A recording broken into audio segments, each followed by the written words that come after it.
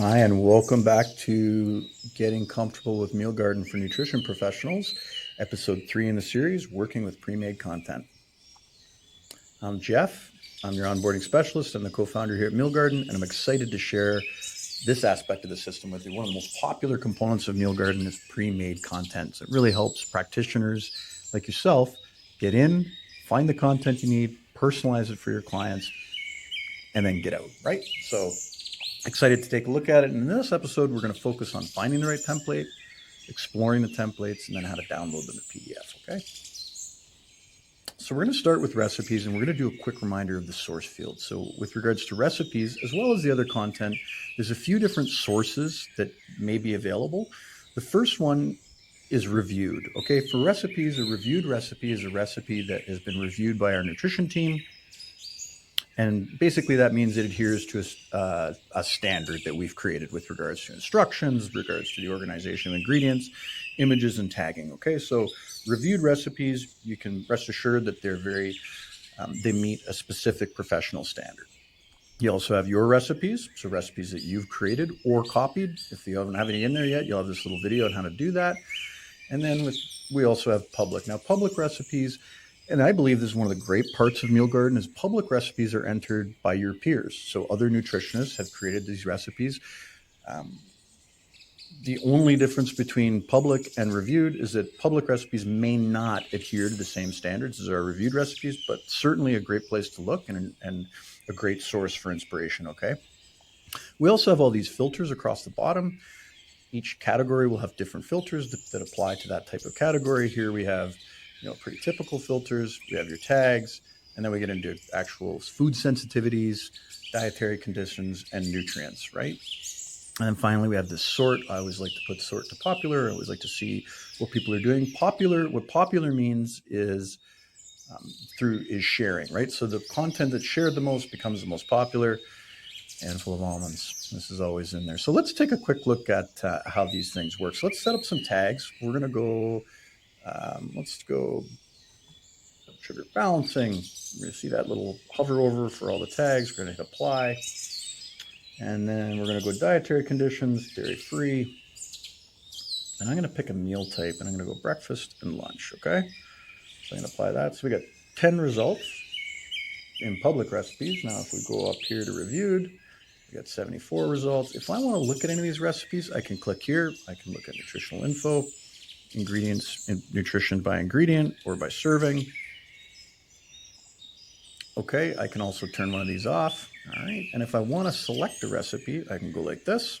I can add the recipes to a plan or a collection, or I can click here, add them to favorites, or I can hit view and I can actually go in and edit this recipe. And if you notice a little pop-up here, I don't own this recipe yet. Go ahead and edit it. We'll add a copy to your library, and away you go.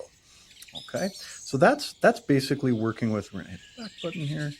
That's basically working with recipes. Now let's click over and take a look at meal plans. So meal plans have tags and nutrients. So if you click on nutrients, you can filter meal plans by macro balance or daily averages of any nutrient basically available. And you can also use tags. I'm going to go ahead and click on kid friendly. You're going to notice there's personal tags as well. We'll talk about those in another episode, but you can create your own tags. So here we are. We've got 15 results for pre-made recipes or pre-made meal plans. I'm going to go ahead and click on this one and say nutritional details. Okay, so here's a big breakdown of the nutritional details. I can click here and see, by day. Click here. I can click into the plan, and I can also look at the shopping list. So I can get a sense of if there's food sensitivities I'm dealing with, and get a sense of how hard this is going to be to modify. If I see something that I know my client doesn't look, I can click on it. There's only one recipe in here. Okay, this looks pretty good. So if I want to, I can hit personalize, which will create a copy for me, which I can actually change the recipes then, right? Modify the plan. Or I can hit download to PDF. And if I hit download to PDF, I get all these choices. I can hit create PDF, and it's going to go ahead and generate a PDF over here, right in here, and there'll be a little option. It's in the queue. You can also click on the recipe, right? And you just click back. Okay, if we check over here, we'll check the queue again. We're generating right now. Oh, looks like this one's done. So you can click on it. This is ready to be shared. See, it's picked up my logo. Ready to go. Okay. Finally, we have collections. Or not finally, we have collections. Similar idea. You've got tags here. Apply. Click here to view. Click here for the shopping list. And you like it, you can hit download, or you can personalize it and make changes to it. The last piece of content that's in Meal Garden is programs. Now, programs are a little different. Programs are a collection of resources or handouts, collections of recipes, and meal plans. So there's a whole bunch of programs in here. You can click on them to explore what they are. And you can really copy these and use these for sale, or there's all kinds of things. Oh, there's a little ready to go here. Okay. All right. And that's basically exploring content.